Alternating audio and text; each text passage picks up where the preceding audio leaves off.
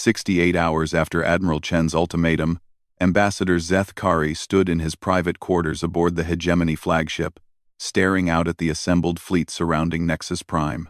230 vessels from a dozen different species formed defensive formations around the Council world, their weapons powered and shields raised. It was an impressive display of military might by any historical standard. It was also completely meaningless against the enemy they now faced. Reports from the past 3 days painted a picture of humanity that defied every assumption the galaxy had held about warfare, technology, and strategic thinking.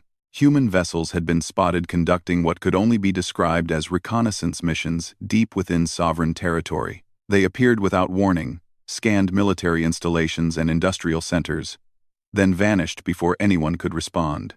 But they weren't hiding anymore. Long-range sensors showed human fleets positioned throughout the galaxy, their dark hulls reflecting starlight like predators waiting in the darkness. They made no aggressive moves, issued no threats, simply waited with the patience of beings who knew they held every advantage.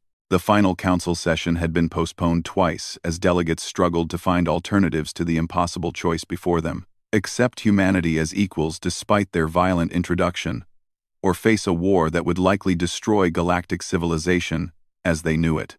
Zeth Kari activated his communication array and opened the encrypted channel to his government's high command. The holographic image of Supreme Commander Vorthok materialized in his quarters.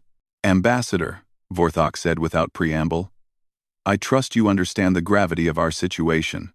"Better than most," Zeth Kari replied. "Our intelligence reports make clear that military resistance is futile. Human technology is approximately 50 years beyond our most advanced systems. Their strategic positioning is flawless. Their numbers are sufficient to overwhelm any defense we might mount." Vorthok's armored features showed no emotion, but Zeth Kari could sense the weight of defeat in his commander's silence. "There is another factor," Zeth Kari continued. "Intelligence analysis of human tactics reveals something disturbing. They know exactly where to strike for maximum psychological impact, while minimizing actual casualties. Their attacks 3 days ago killed thousands, but they could have killed millions.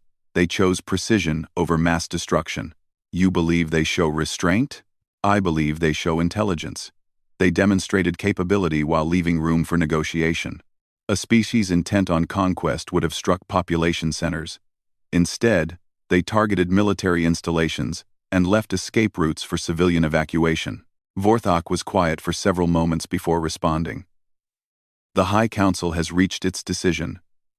We will not vote for war against humanity. The cost would be too great, and victory is far from certain." Zeth Kari felt a mixture of relief and apprehension. The Hegemony's decision would influence dozens of smaller species who looked to them for leadership, but it also meant accepting a fundamental shift in galactic power structures that many would find difficult to stomach. "Sir," Zeth Kari said carefully, "there's something else. Human communications have been intercepted by our intelligence services. They're not just planning to take a seat on the council, they're planning to change how the galaxy operates." The final session convened as the 72-hour deadline approached. The Great Assembly Hall felt different now, charged with tension and the knowledge that whatever decision emerged would reshape the future of every species in attendance. High Chancellor Morgoth called the session to order, his massive frame somehow diminished by the weight of leadership during crisis. "Fellow council members," he began, "we have debated for 3 days. We have consulted our governments, our military advisors, and our philosophers. The time for discussion has ended. We must choose." Ambassador Valak of the Andorian Collective stood first, his blue features rigid with barely controlled anger. "The collective stands with those who demand justice for the innocent killed in humanity's attacks," Valak declared. "We will not bow to terrorists who announce themselves through violence. We call for the immediate formation of a military alliance to contain this threat before it grows beyond control." Several species voiced support, but fewer than expected. The reality of human military superiority had sobered many who might have supported aggressive action under different circumstances. Ambassador Quell of the Moran Federation stood next. "The Federation recognizes that humanity was wronged by our decision 3 years ago," Quell said carefully. "We imprisoned an entire species based on fear rather than evidence of actual wrongdoing.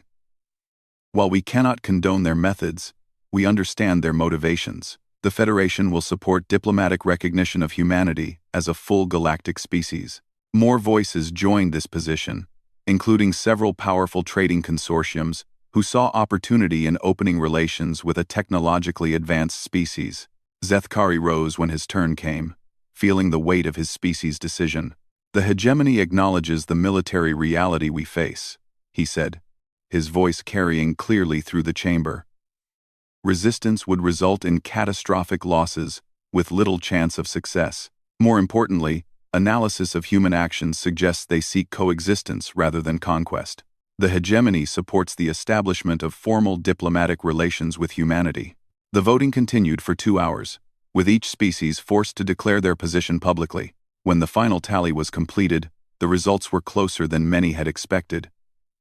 423 species in favor of accepting humanity, 318 opposed, with 106 abstentions. It was enough.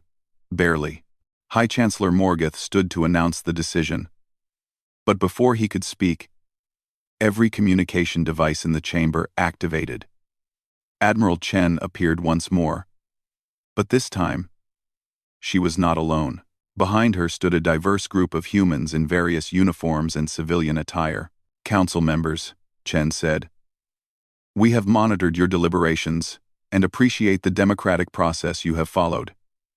However, I believe there are some misconceptions about humanity's intentions that require clarification. The view shifted to show a massive construction project in the asteroid belt around Earth. Zethkari recognized the basic structure as a space elevator, but the scale was unprecedented. The construction stretched from Earth's surface to a point far beyond the Moon, with industrial platforms at various levels. This is Project Gateway, Chen explained.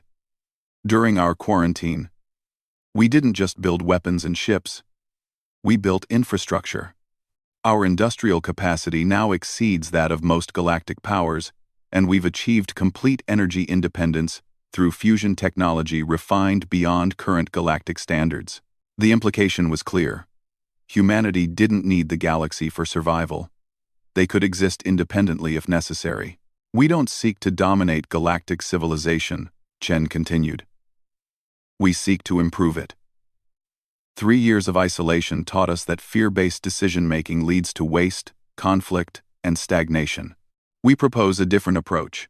The display changed to show detailed technical specifications for technologies that made several delegates gasp in recognition. Medical devices that could extend lifespans by centuries. Manufacturing processes that could produce materials stronger than anything previously known. Agricultural techniques that could feed populations on previously uninhabitable worlds. These technologies will be shared freely with any species that commits to peaceful coexistence and mutual cooperation, Chen announced. But more than technology, we offer a new model for galactic governance, one based on merit and contribution rather than fear and tradition. Zethkari felt a chill as he realized what humanity was proposing. Not just membership in the galactic community, but leadership of it. The current council structure allows species to vote based on political convenience, rather than informed analysis, Chen said bluntly. Decisions affecting billions of beings are made by representatives who lack the technical knowledge to understand the consequences of their choices. We propose a fundamental change. The technical details that followed outlined a governance structure that would revolutionize galactic civilization. Species would maintain autonomy over internal affairs, but major decisions affecting multiple star systems would be made by councils of experts rather than political appointees. Trade disputes would be resolved by economists who understood market dynamics. Military conflicts would be mediated by strategists who comprehended modern warfare. Scientific research would be coordinated by actual scientists rather than bureaucrats.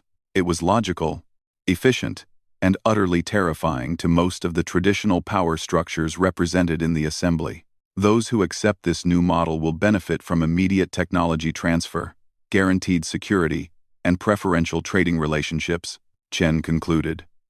Those who prefer the current system are free to maintain it among themselves, but will find their influence in galactic affairs significantly diminished.